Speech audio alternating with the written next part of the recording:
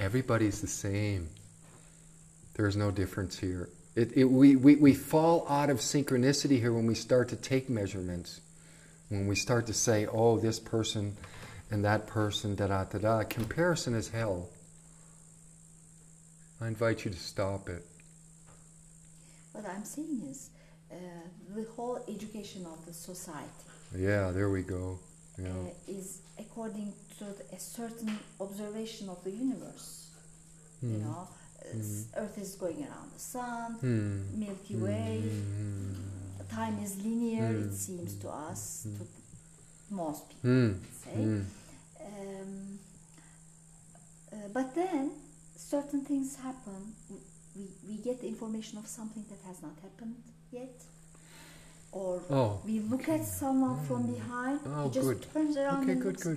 Why? How come? How come that? How come there is this connection? Apparently there's no connection. Let's start from that point. So you are implying that that is a special event that happens, that's not normal.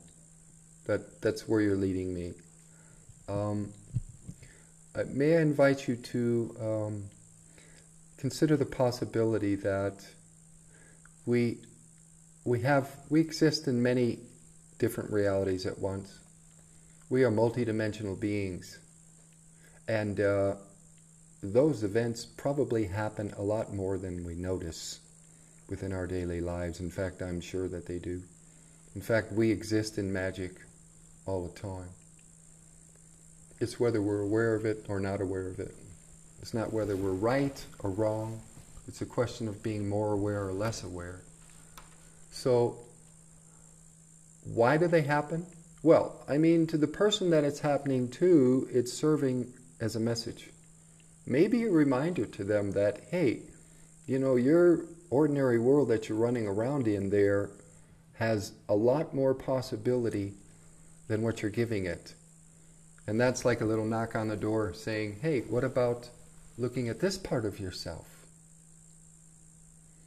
What about considering the possibility that so many more doors are open within your world than you can see at the moment?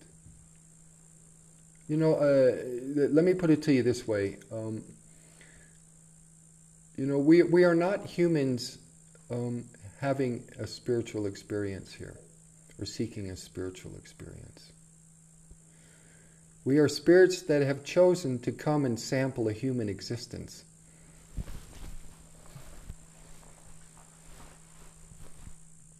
That makes me giddy, I love it. It's from the Celestine prophecy, by the way. It's not an original thought. None of what I'm saying is an original thought here. All I'm doing is parroting the wise words of people I've been around with. Really. With such gratitude. So, can you ask me more about that? I like where you're going with that. I like where you're going. Why you and not me? Is that the question?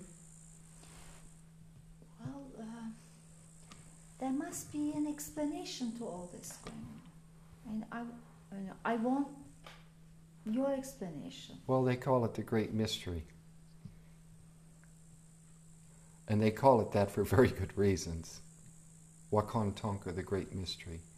Daku Wakan Skonskon in the Lakota language means something sacred in motion, which was the term used before Wakan Tonka in the ancient days, I am told, what I have been taught. Something sacred in motion. It's something. Even those great beings long ago who had little to do other than to sit around and consider the matter, you know, couldn't put it in a book either to, let's say, okay, what was the question? I'll look it up. Here's the answer. And you're going to be all happy and go out the door and go, okay, I got it for the moment. Each moment changes. One of the reasons I can't give you an answer is because the color of the answer changes to fit each situation as it unfolds. Okay. Which is called spontaneity. And spontaneity is tied to the unknown. And the unknown basically is where we live and how we exist. That's what we're doing here. We're taking a journey through the unknown. We don't know if we're going to wake up tomorrow. And we really don't know that. And that is not an empty term. Many people are not going to wake up tomorrow unexpectedly.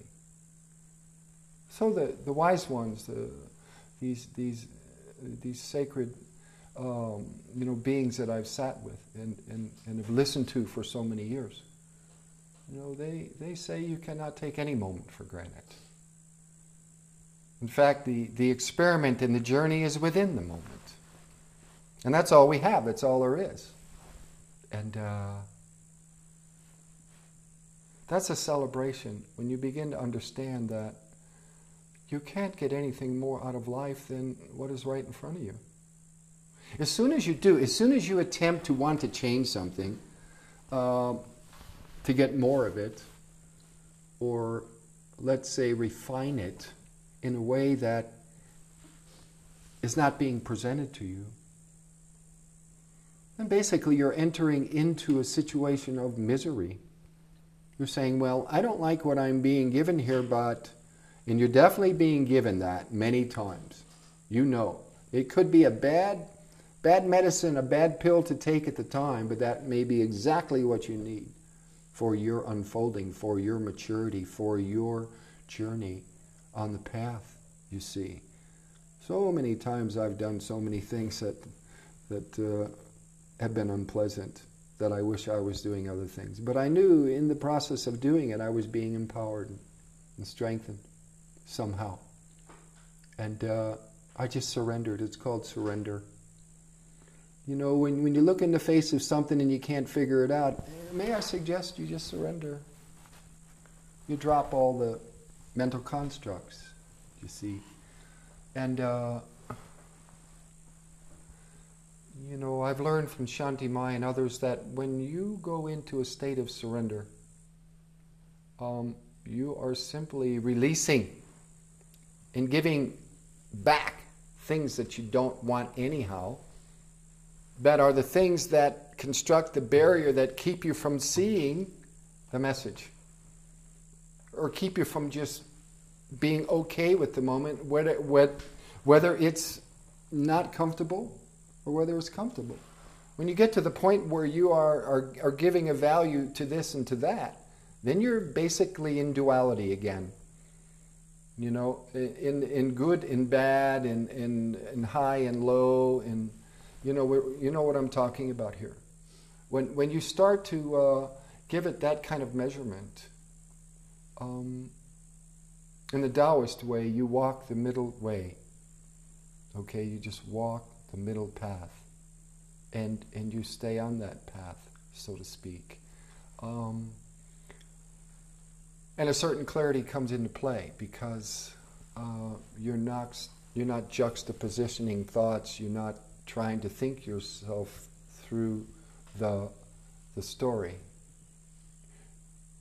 If you drop that, it's amazing what naturally happens for you anyhow. It's very possible that, I have many uncertainties in my life, and I kind of live on the financial edge many times, and so these voices come and they go, well, what are you going to do about this? Well, I'm going to listen to the voice, but I'm not going to let it get in there and really move me around, because I understand that if I'm moving in synchronicity, okay, and I'm moving with love from my heart, and really believing that what I'm doing is of service. And I know that the big guy, girl in the sky, or guy/girl, male-female principle, if that male-female principle can take care of the mango tree, it can certainly take care of me as well, you see. You said that people tell you that they have been healed even from cancer. Well, this has been. Well, let me reconstruct that statement, okay? Because that is not totally true, and I don't want to give any self-importance here that is not there. I was told on one occasion that this person felt that the healing he got from me was the key, was one of the key points in his healing and remission from cancer. Was it the actual pivot point that actually created the remission? Remission being, he's not totally cured that I know, okay, at the point. I actually emailed him about a month ago, and I asked him that. And he said, no, I'm not totally cured, but I'm on the real good side of it. The momentum's going, in the healing way. So will I stand up and say, through one of my sessions, this guy got healed from cancer? No, I'm not saying that. I'm saying that in his collective experience, to heal himself and draw to him, okay, what was necessary to make, improvements in the process. He drew me in as part of the experience, and he felt my session was a pivot point for him in his healing process. And that, you be very careful with that, because I don't want to bring anything to me that's not there. Okay, I will say yes. There was definitely a change of energy that no doubt helped this individual. But was it the climax, that created the entire healing? No, I can't say that. I can't say that. My question is, once you said when you were in Ankara, what happens during these sessions is a change in frequency. Oh, frequency. Now we're getting into a subject that I like very much. Because, okay, that's seemingly solid, but we know now with quantum physics that this is not the case. We know that matter is movement, is frequency. So the grand question is, okay, you and I are here. How do we get here? What is the medium through which this transfer of life happens through our bodies? How are we talking? How are we thinking? Well, it's no secret now. Many people are finding this out. In fact, science has embraced consciousness as the primary focus of what to look at these days, and that's wonderful, because science is moving into a place where they are examining the great spiritual question, who am I? Which many of the sages throughout all the ages have examined, you see. And, this is no small matter.